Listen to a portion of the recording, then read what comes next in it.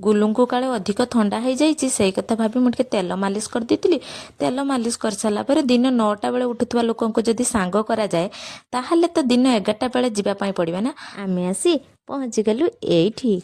ओम नमः शिवाय। ओम नमः शिवाय ओम नमः शिवाय ओम नमः शिवाय ओम त्रयंबकं ददामहे शुभं पुष्टिवर्धनम् तांको नारे पूजा सारी टिके पानी चढ़ई मंदिर परिक्रमा कली।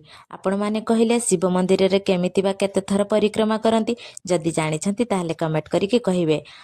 आमे सेठु जाई सबु दिय देवता को मुंडिया मारी पुणी आउ थे हॉस्पिटल जीवा पाई पड़िला। मु नेक्स्ट वीडियो रे कहीं हॉस्पिटल गलु कहबू। और जदि घरे कहारी देह भल न थाए ताहले मंदिर को टिके जाई तांको नारे पूजा करी पानी चढ़ी सारा पर सबु दुख कही सारा पर मन को टिके शांति लागे।